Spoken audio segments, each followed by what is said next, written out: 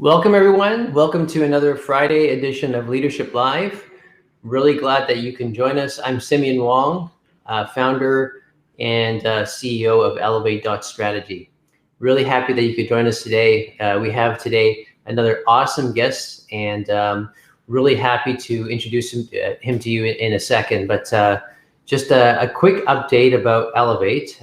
So this week we had a really great hit rate for clients. I was able to kind of land 2 clients with a couple of roles that they were excited about. And these one particular client I've been working with her for a little while. So they were extremely excited. It's always really great to hear good news, right? Especially in this climate of COVID. So it's awesome. So guys, thank you for supporting Elevate. For those of you watching post-broadcast, please reach out to our guest after the fact. He's wide open to connecting over LinkedIn and kind of sharing a little bit more about what he has to say today. And for those of you who are live coming in, please drop in the comment below where about you are and where you dialing in from. That'd be great, okay? All right, so let me just introduce to you our guest today without further ado. Today's guest is a very special one for me, particularly because I knew him from high school. And back a long ways. We were in debating club together. We did a lot of stuff together, and many years later now, I've caught up with him, which is awesome. Now he's a successful marketing advertising executive. So my guest is Rajesh Mahtani, and he's the APAC region lead, global business development of Publicis Groupe. And this is one of the hugest marketing brands that I can think of. And I'm not in marketing, but I've heard of them. And it's a global brand. It's one that a lot of my marketing friends would love to be a part of. So I'm really happy to have him here today. Now, Publicis Groupe is a French multinational advertising and PR company. It has operations in over 105 countries and is one of the most widely known marketing brands globally. Now, Rajesh himself was born in India and he was raised in Hong Kong, where I first met him. We both went to school in Hong Kong. And he did his college in the US after we finished high school. Rajesh now resides in Singapore, and he's responsible for working at the intersection of media, content, data, and technologies. So without further ado, I'm just going to bring Rajesh front stage, and we'll have a good chat. Welcome, Rajesh. Hi, Simeon. Thanks for having me here. No problem. No, thank you for joining. It's I know it's 9 p.m.-ish over where you are right now, so I appreciate you taking the time out of your night and joining us for the next hour. Yeah, glad to be here, Simeon. So Rajesh, you and I met in high school, and the earliest recollection I have of us was debating. We had a debating club, and you and I have worked together on that. And I think a lot of maybe the skills that you learned back then are now sort of applying now, but I haven't spoken to you in years. So I'm really happy for your success. And I know the audience can't wait to hear about your journey, because a lot of folks who tune into my broadcasts are actually from a marketing advertising perspective. So Rajesh, for those of you who don't know you, why don't you kind of share with us a little bit about what your day-to-day job is now? What do you actually do for a living? Okay, so like you mentioned, Publicis Groupe is a holding company, a marketing communications holding company. So as a holding company, they own several smaller companies, and typically an advertising holding company or a marketing communication holding company has got creative agencies. So these guys are these companies create the ads that you see on television, etc., on print or on radio or on digital. We have a media agencies. Media agencies are people who are companies that study audiences, audience behavior, and try to reach as many people as possible with advertising or with content or with communications. We have PR agencies which look at reputation management. Then as marketing communications evolved, we started having direct marketing firms that are also part of the group. And now recently, more and more, the Publicis has invested into a lot of tech companies as well. Gotcha. Data tech companies, digital specialists, agencies, etc. So basically, our job is to engage people and get them to love the brands that I work with, and buy the brands that that we sort of work with. So within this holding company concept, I am in business development. So my job is to pitch for large advertisers. So they range from like Disney to Coca-Cola to GSK to Mondelez, etc. Right? So we pitch for these large brands and companies, and we help to sort of sell their products by building engaging audiences, building brand love, creating loyalty, etc., etc. So I'm in business development. My job is to pitch for these businesses pretty much, and I don't know if I could explain to you what pitching entails, right? Yeah, so pitch sure. entails like there are about 5 or 6 major advertising or marketing communications holding companies in the world. When a brand or company or an advertiser invites us to pitch for their business, they would tend to go to these few big holding companies, and then my job is to basically convince them that we are the right partners for them. Right. That entails us developing a presentation where they give us a brief. So it could be a case brief, like, okay, we're launching this product. Can you tell us how would you advertise, and how would you launch it, etc. So there's a presentation involved, and there's obviously the talent that they meet, that they will hire, as their partners. So there's that commercial or the talent side of things that we need to sell, and also pricing, right? So a lot of these companies buy a lot of media. So how do we, how are we gonna extract maximum value from the media companies, right? So we sort of work, at the center of it all. We work with advertisers, large advertisers, but in the back end, we also work with companies like Google, Facebook, a lot of the large TV companies, etc., to sort of bring everything together to convince consumers to buy products and brands. Yeah. Right. Gotcha. Yeah. And do you have the same focus on every country that you're in, or are there particular countries that you focus a lot more energy on? So as part of the regional business development team in APAC, my job is to focus on the bigger pitches. So the bigger pitches tend to be multi-market in nature. So for instance, when we pitched for Disney a couple of years ago, it was across the whole of Asia Pacific, right? So I worked on that pitch across APAC. For single market pitches, I would say I would go where the revenue opportunity is the largest, and that would tend to be the large markets like China would be fairly big.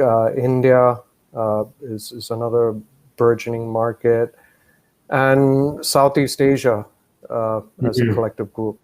Yeah. Right. of countries. So those would be my focus areas. Yeah. And in the climate of COVID right now, do you find that your work has become harder? And if so, how so? Okay, so normally, like I said, our job is to pitch for businesses. We produce this big show where we go to clients and we present, and there's a lot of show and tell. So that's become a bit difficult, when you're sort of convincing clients through the screen, right? So how do we do that? How do we maximize the impact of the screen? So we've had to adapt and change the way we do that. Right.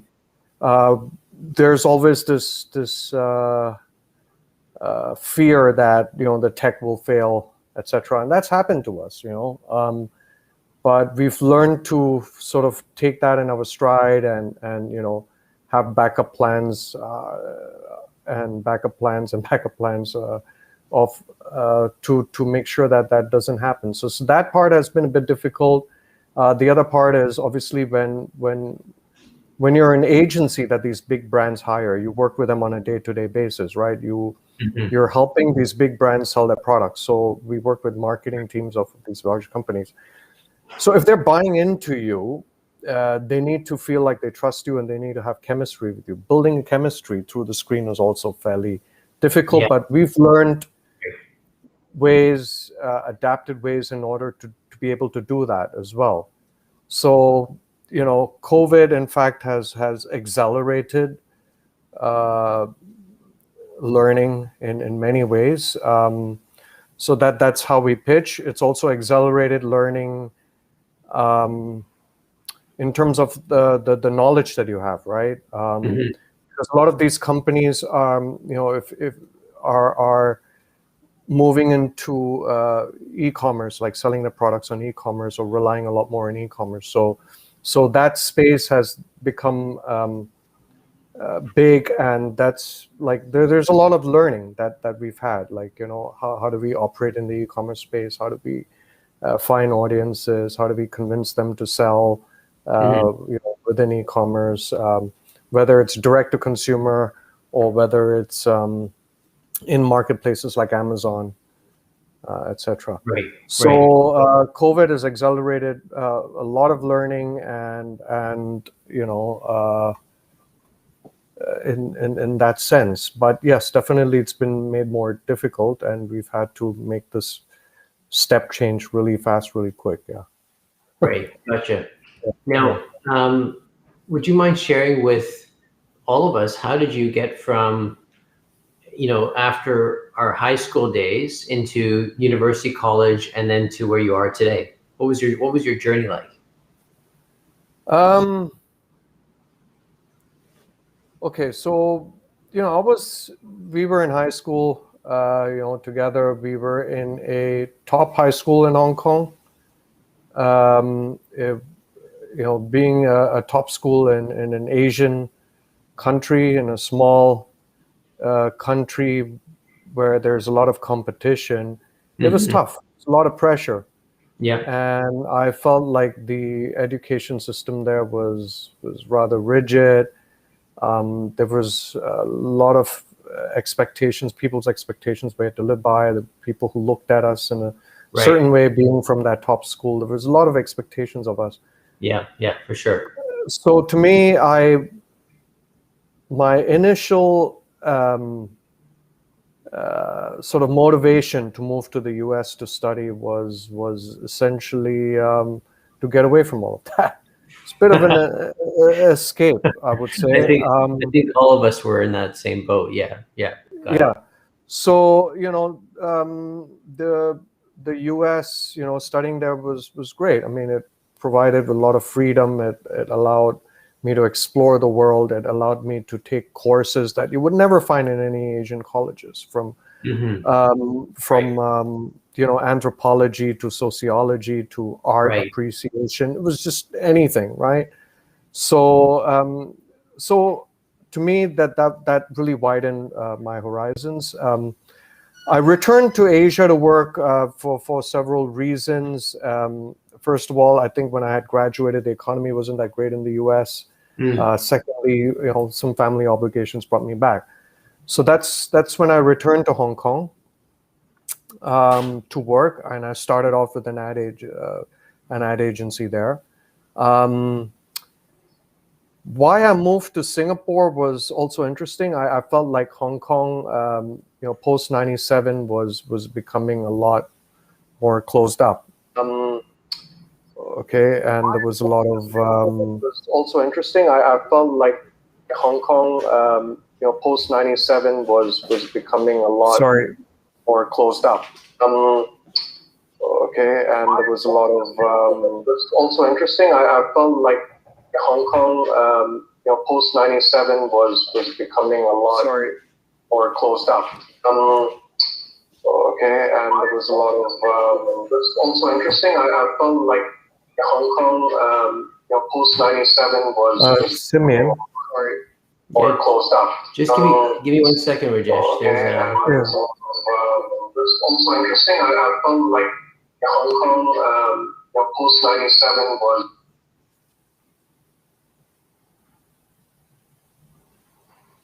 Oh, can you hear me? Better.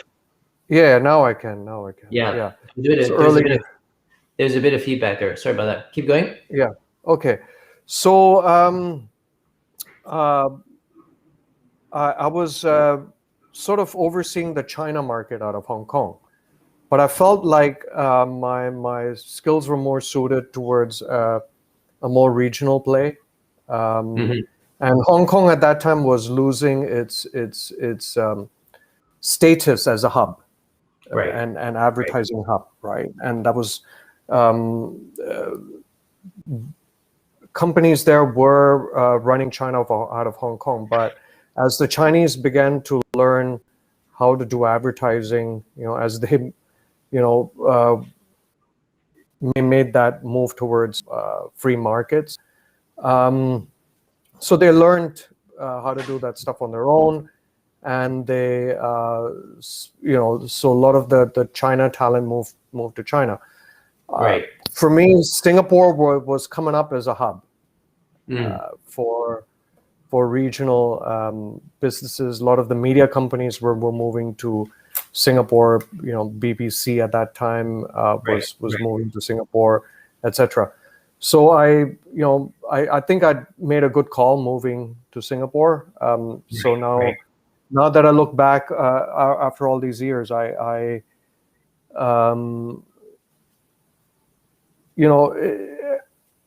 Singapore is a place. It is a global center of advertising. This is where a lot of the marketers are basing their hubs. This is where a lot of the top media companies like Google, Facebook are basing their hubs, Twitter as well, etc. So but it wasn't like really that much of a conscious effort. It's not like I could forecast way into the future. It was just, I was just going with the flow. Just wanted to experience new countries and new cultures. Yeah. Did you find at the very beginning of your journey that industry fit your personality, or did you have to kind of adjust and become sort of versatile? I mean, nobody really,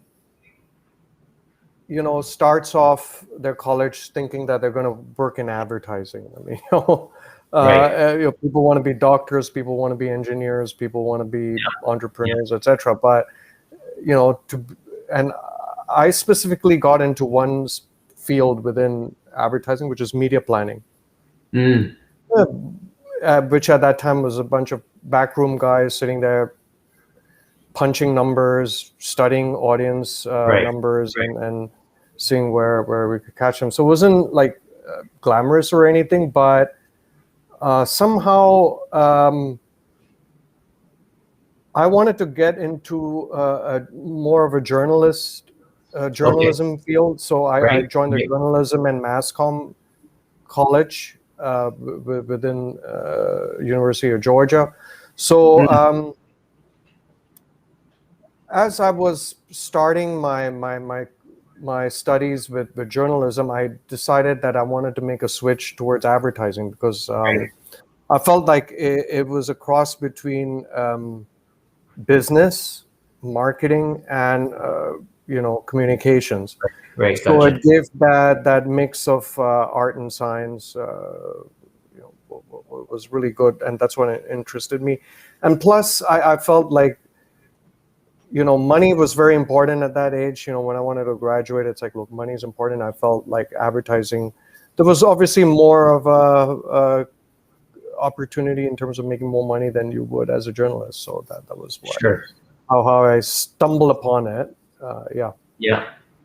No, I mean, it's funny you should say that people don't think about going into advertising. In my experience, going to business school, that was like one of the elements of what people wanted to do, which was to be creative and also to use some of their business sense in order to. In fact, a lot of people who are in advertising never went to business school, right? They were really more into kind of the communication element of things. I had a guest here last week that it had been was a president of Novus, and what they do is geospatial marketing, right? And so they use their analytics to figure out where they should be putting board ads and all that stuff. So great, awesome. So money was important, and advertising was a place that you found yourself comfortable in. Now, what were some of the things that made it were uncomfortable? What some things that you never kind of expected? Now that you had sort of the analyst, the data elements of things, and you were enjoying the money aspect, but what were some of the things that were struggles, that were difficult to kind of deal with at the very beginning? At the very beginning, to be honest, money wasn't good at the beginning. So advertising is one of those fields that you have to wait it out in order to make money. You have to learn the ropes, and you got to get good at it. What I initially found the struggle in was I guess the pressure to be creative at all times, and oftentimes things are fairly subjective, right? Like you would hear clients commenting on certain things, and you're like, oh, this is not based on any reason or rationale. It's just something that they don't like. So that one was a bit of a struggle, but over time, I think it just became even more and more difficult, right? This business. So I look back today at everything that I learned in college. Very little is applicable in today's world. One big change that happened was that the internet got introduced, right? Internet changed the media business totally. Okay. Earlier was simple, right? It was one-to-many communications. You put an ad in broadcast television, and you just market it to everybody, right? And then at that time the client expectations was like, okay, as long as it builds the brand, that's what matters. Advertising is not supposed to influence sales. Okay. Over time, when the internet came, so it moved from one-to-many sort of communications to one-to-one communications. And with the advent of social media, we moved to many-to-many. So we're now dealing with like these very complex ecosystems, right? Of communications. And to get control of that is very difficult. And the real learning really happened in this business happened after I, started working. And, it's like we had to quickly adapt to learning new technologies. How do we purchase media, et cetera, right? I spoke about e-commerce earlier, right? Earlier, we just used to have two sort of jobs in a media company: media planning and buying. So planning people are the ones who develop the strategy, and then the buyers were the ones who would negotiate the pricing and buy it. But right now we've got like data sciences, we've got analytics people, we've got performance people, where we have started to link advertising to sales directly, right? Which never used to be the case. We've got people in strategy, operations, trading, social, content development. We've got people in research. So as sort of a generalist, because in the business, I've had to learn a bit about everything, sort of be a jack or maybe even a master of many trades, right? Right. Right. So that part became very difficult. The learning to adapt, continuously learning, being relevant to your company. So that was, I guess, the most difficult part. It's a very complex business now. Mhm. You must have heard of this. We're moving away from being Mad Men, which is reference to Madison Avenue Yeah. in New York, to Math Men. Oh, People who are good at numbers and mathematics, right? okay. Yeah. Because uh, more and more we were asked to be a lot more precise in our targeting, a lot more personalized with our targeting. That's what internet allows us to do. So you Right. might see an ad with a certain image, and somebody else might see it with another image for the same product, right? Right. Something that we feel would appeal to you. And to do that, I need to understand you as an individual. I need to also be able to predict what is the probability of you being able to purchase that Right. particular product or brand. Right. So it's become very complex. So that learning to adapt to this new world was, I guess, the most difficult part of the journey. Yeah. Right. Gotcha. And Yeah. how did you learn the ropes? Did you have a mentor, or how did you get on board and sort of say, finally one day I get it now. I understand how to do this. What was the journey for learning for you? I think you just have to be curious. I didn't really have a mentor or anybody to teach Okay. us how to do anything, because a lot of us were learning on the fly. Mm-hmm. You know, Mm-hmm. so a lot of it is really about sitting down with the specialists, seeing how they do things. Never being shy to go to somebody who's junior to you to do that. Um, it's the kids that you learn a lot of this new technology from, right? Right. Um, Right. like for the life of me, I could never understand what was the big deal about Snapchat. But you have to go to your daughter or some younger youth to in within your offices to learn, like, what is it about Snapchat that's appealing, etc., right? Yeah. Yeah. So you have to have that curiosity. You have to learn about new technologies, new ways of engaging people, whether it's through virtual reality, augmented reality, some of these new technologies. And you have to sort of look at a lot of these things with a bit of a childlike wonder. Mm-hmm. And that will help you, I guess, to stay more relevant and more curious, Right. in Gotcha. that sense. Yeah, yeah, yeah. So you learn a lot from younger folks. You didn't have a mentor per se, so there was really no kind of passing on of institutional knowledge. But I guess your point is that because things were evolving so quickly, that Yeah. it didn't really make a difference anyway, because you were learning on the fly and trying to invent the market as you went, right? Yeah, and it's about a lot of listening too, right? There are a Yeah. lot of people like who like to talk and like to be heard, but I Mm. think if you want to stay relevant in this business, you have to listen a lot more, because we will hire somebody, like, say, who's a data science expert, okay, or a statistics expert who can do great analytics work. You just have to, like, sit there and listen to them, when they present, Mhm. or they may not teach you, but it's like, you just have to hear them talk. And to a certain extent, like, you also need to understand your limits, right? Like, unless you Okay. want to pursue a field in that in analytics or in something very specialized, then you go out and learn. But oftentimes it's like, to me, I felt like I just needed to know enough Mhm. to be able to incorporate it in my proposals and to convince clients who, or marketeers to use these services. Even marketeers themselves don't know everything, right? They Right. this this new world has hit them like a truck as well. So they're also learning, and they're looking to you for that guidance. And oftentimes it's better that you explain to them in a simple layman fashion, so they're I get it, right? So that's something that I've learned to adjust, along the way, is just learning enough to be able to talk about it. Yeah.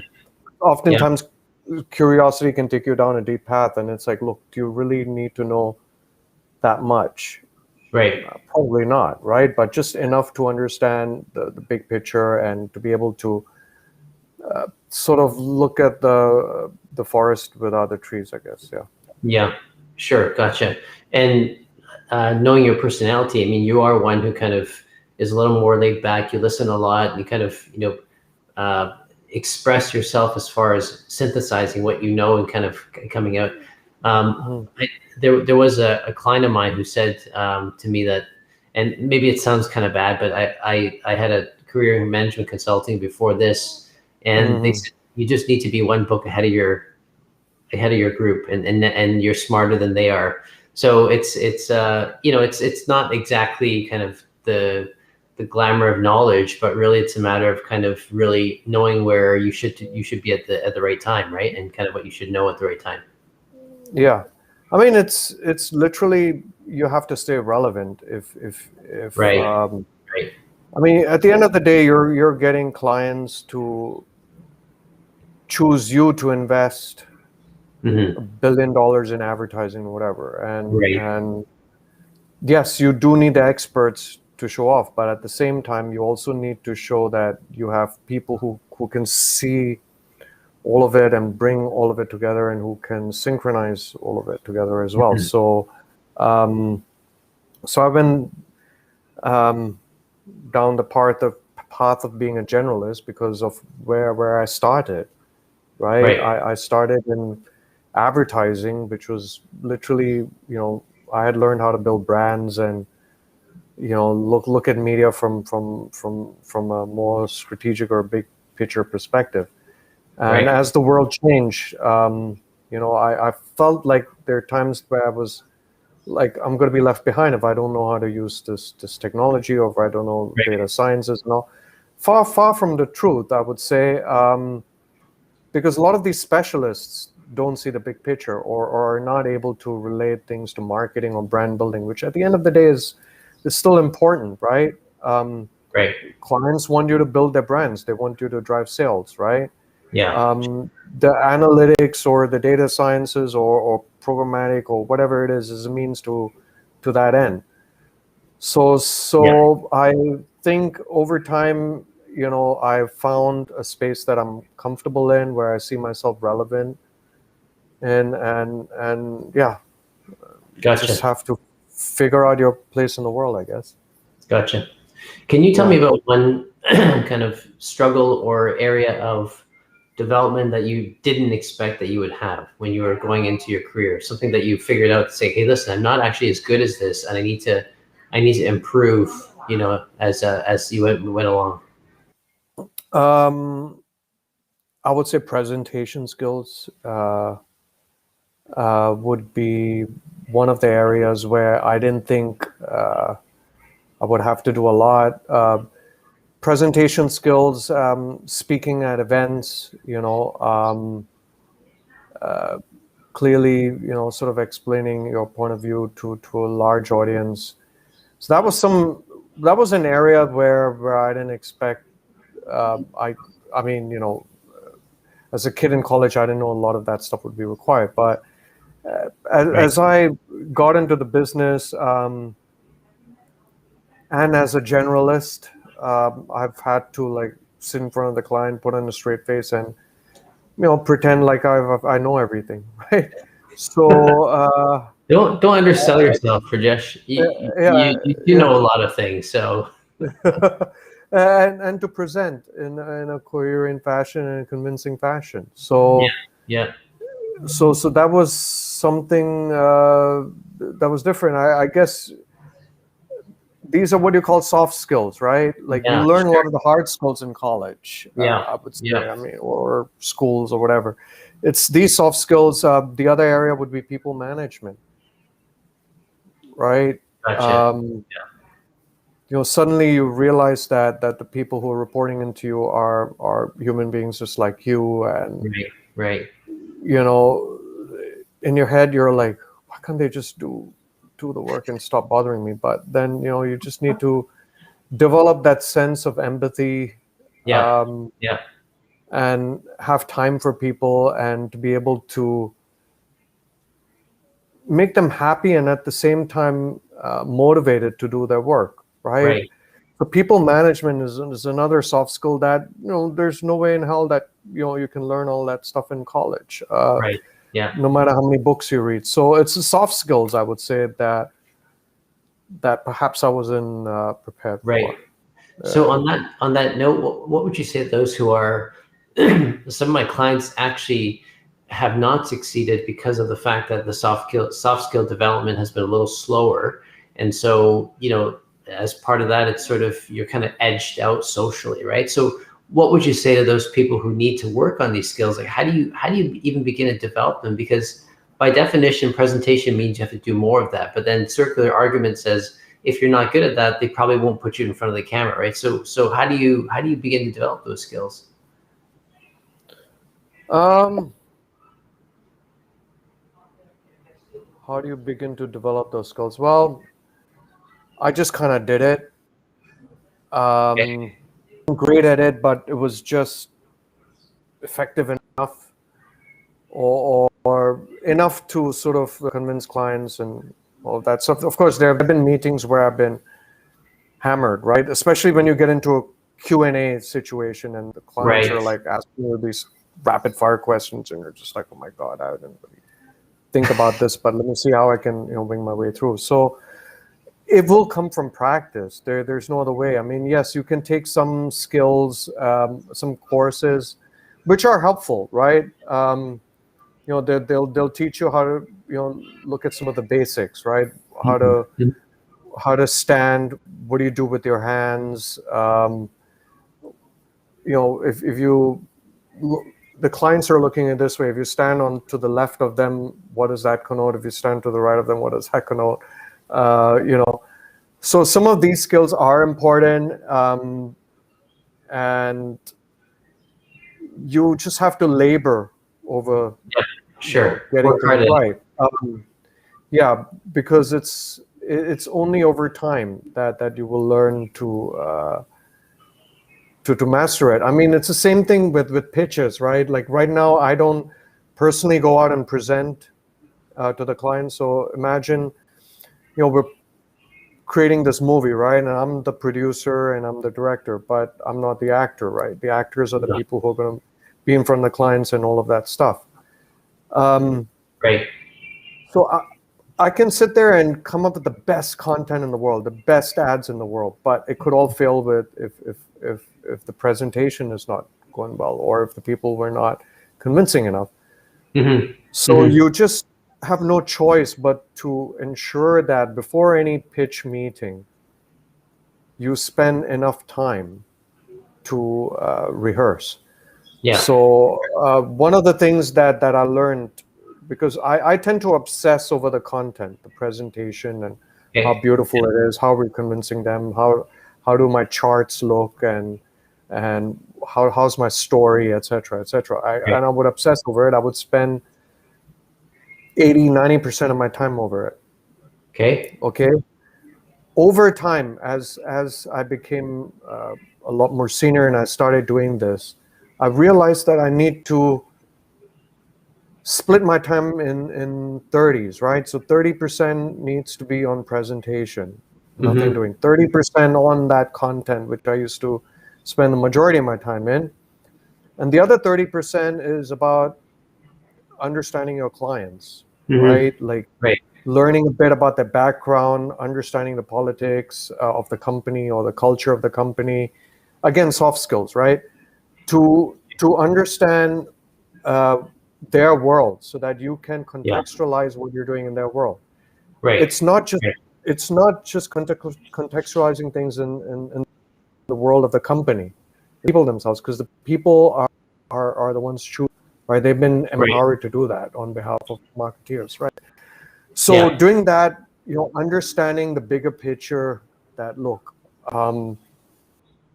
you need to do this, spend time, of your time sitting there, people rehearse the same thing over and over again. It can be really tiring, right? Like, imagine if a meeting is for 3 hours, which on average it's 2.5 to 3 hours for a pitch meeting. And to get your team to rehearse and present, 2 rehearsals takes a whole day of work. And sometimes we don't get it right, so you need to do 3 rehearsals in a day. So that's 9 hours of rehearsals, watching people rehearse and getting them to do a better job of presenting. So you have to labor at it. That's what I would say. If this is something that you enjoy doing, and if these are the soft skills you need to have in order to move up the career ladder, you just have to labor at it. You have to work at it. Gotcha. Well, we have Rajesh Mahtani here today. He's talking about his work at Publicis Groupe. If you have any questions or any kind of comments yourself below, what if you're in marketing or advertising, drop a note below in the comments, and if it's a question, we can take it up after the fact, after the interview. So Rajesh, let me ask you this. So this series is all about more focusing on people's struggles and failures and how that's driven them towards a better career or a more successful career. So aside from the fact that you talked about kind of public presentation and managing people, what would you say is, when you observe your team, what are some of the common kind of mistakes that people make that you would coach them and say, hey, listen, if my listener is one person on your team and they're in advertising and marketing, or they want to learn that, what would you say to them? Just one thing that you say, make sure that you have this in order for you to be successful. Okay. You froze there for quite some time, but no problem. Can you repeat that question? You want to give one piece of career advice, is it? That's right. Yeah. If you were to say, one thing that you need to have in order to be successful in advertising or marketing, what would that be? Oh, that's a tough one. There are few things you need, I would say, not just one. Just one thing on your head, the top thing, the top element to put yourself above the rest. I would say always learn. We'll open it up. I'll give you 2 or 3 actually, right? In advertising specifically, I would say continue to evolve, always learn, and stay ahead of trends in the marketplace, right? What are consumers doing? Okay, what are some of the new technologies that people are adopting? So you have to stay one step ahead of the consumer. The consumer is always ahead of the marketeers and all, and somehow you need to stay ahead of them and forecast trends and understand. So that's the first thing you need, and probably the most important thing if you're referring to advertising. Yeah. If the other 2 things that I was going to talk about was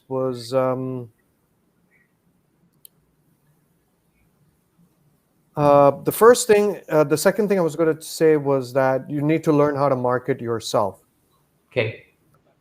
Being in the marketing business, people often forget to market themselves. Okay. And how do you market yourself? Is people today are media themselves. The social media has provided a platform like what we're doing right now as a platform to advertise themselves, to market themselves. So whether it is about writing thought leadership articles for the press, or whether it is sharing a point of view on LinkedIn, or speaking at events, industry events, etc. So you need to learn how to market yourself in order to be more noticed, right, and recognized. And as a professional marketeer, learn how to market yourself as well. The third thing I would say is this I would say applies to any company that you go to, right? Is do not compare yourself with anybody. Okay. So you can always be, have spent years and years in this business, right? And you can say, oh, they just hired this guy and he does absolutely nothing, but he's promoted to this and this. Do not do that. Do not compare yourself. Right. Focus on your own game, Right.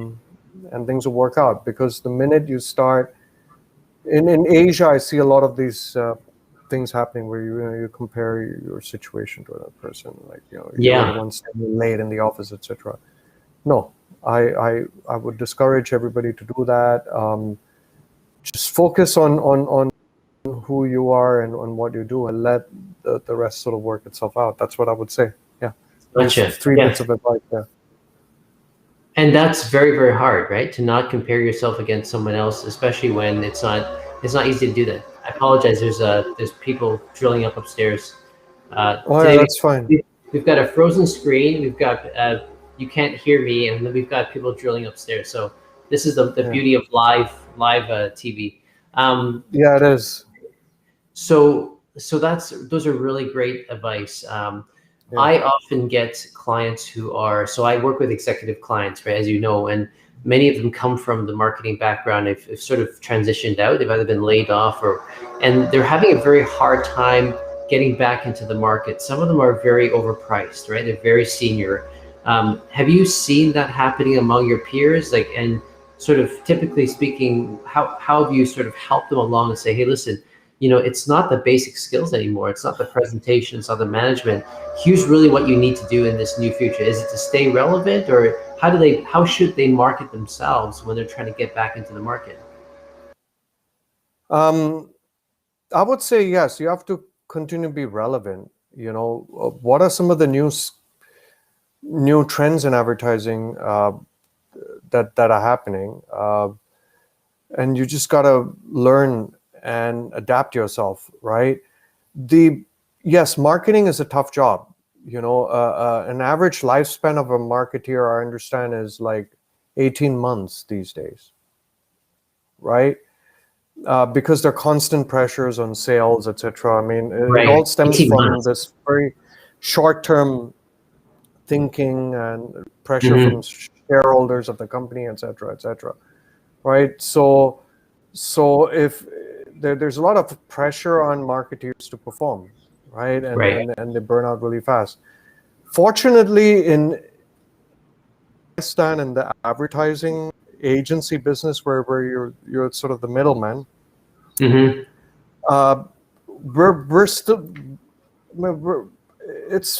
we're in fact very short staffed, right, at this moment. But we are looking for talent. And I would say that they need to perhaps broaden their search to look at some of these adjacent sort of companies, whether it's an ad agency, media, maybe it could be like Google, Facebook, or a media company, or any of these adjacent companies, because at the end of the day, all this stuff is coming together. The field of marketing is still fairly vibrant, I would say, right? And and sometimes if it requires you to take an extra course to learn, I don't know, say digital marketing or learning how to push buttons, etc., just do it.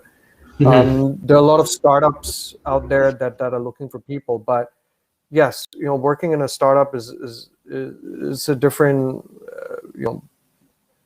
kettle of fish than working for a large corporation like Publicis, right? So yes, you have to have lower expectations in terms of salary. Look at other things that might excite you about being in a startup. So look at adjacencies, expectations, continue to evolve, take a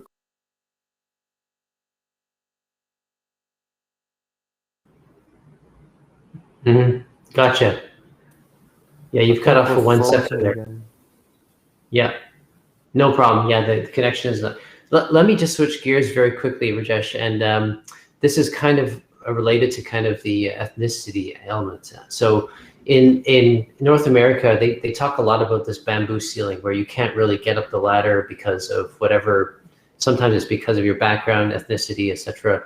Has that ever been sort of something that you've experienced, like either overtly or kind of you kind of feel like maybe because you're not, you're of Indian descent for whatever reason, has diversity ever impacted you, I guess? And you can be as frank as you want, or you can kind of share from your experience. I guess it depends on where you are. I think I did, feel some of that when I was in Hong Kong, right? Which is why one of the reasons why I'm attracted to Singapore was that it was a lot more integrated society. Of course, these things. If one is really ambitious, like if you want to have the top job and be this, I would say that it could potentially impact, right? If otherwise, I don't think it's that big a deal. Like if you Gotcha. want to be the top boss of a global empire, but I think yes, it will probably impact. But if Right.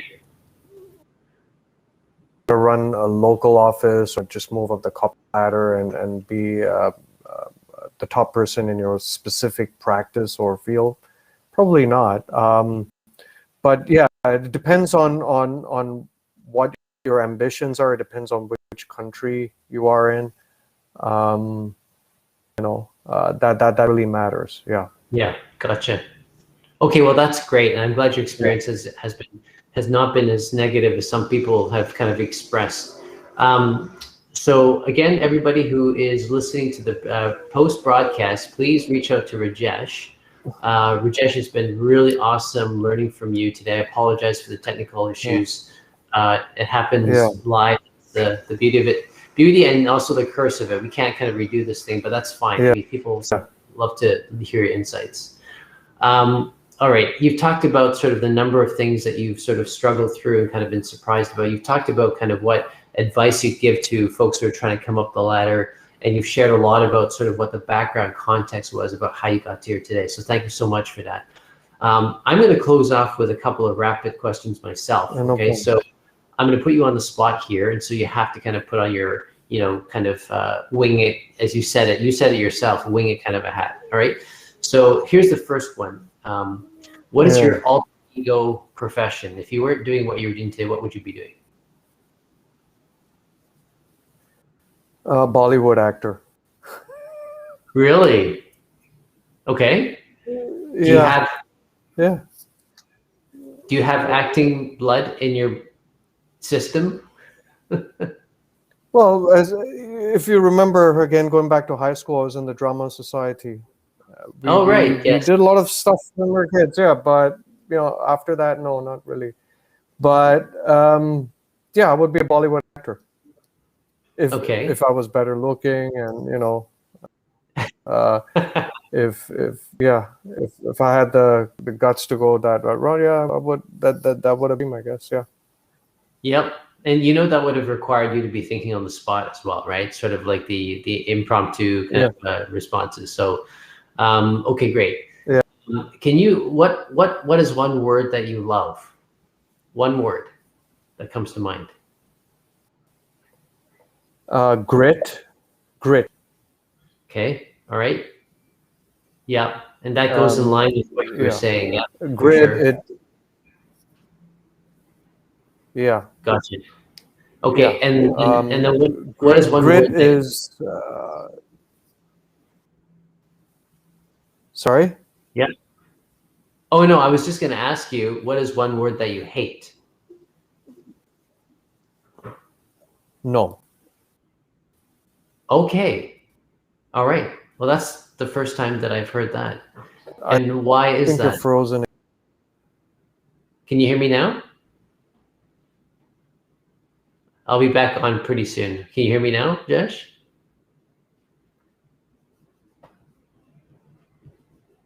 Can you hear me now, Rajesh? All right. Well, I think we may have lost you now. We'll see if you can get back on pretty soon. But I'm just going to turn you off right now, Rajesh. But anyway, well, thank you so much, Rajesh, for joining us today. It's been great catching up, and I really sincerely hope that anyone who's watching, listening will have benefited from the responses that he's given. I mean, it's truly quite an amazing, experience that seeing his particular, Rajesh, I was just saying that, seeing your particular trajectory in your career has been really amazing. And I'm really happy for you where you are today. You can hear me now? Is that right? Good. Yeah, so thank you so much. And sorry, there seems to be a technical issue again. Yeah, no problem at all. I was just going to close up and say there are issues. Yeah, no, that's no problem. I'm looking at the Wi-Fi signal for both of us, and it seems to be kind of going in and out sometimes. And you look very strong right now, so I'm surprised that you're not coming through. But in any case, Rajesh, thank you so much for coming. Don't go anywhere. I'm going to put you on backstage, and then we'll connect after this. All right? Okay, sure. Thanks so much. Take care. All right. So again, apologize for the technical issues, but there's a lot of really great nuggets there, and I'm going to timestamp this as usual and publish it out. And for those who are watching after broadcast, please reach out to him. You see the name below, and kind of just type him up, look him up on LinkedIn, and it would be great for you to pick his brain, because he's one of the senior leaders for Publicis Groupe. So until next time, guys, have a great week, and I have another wonderful guest for you next week as well. All right. Thanks so much for joining us, and take care.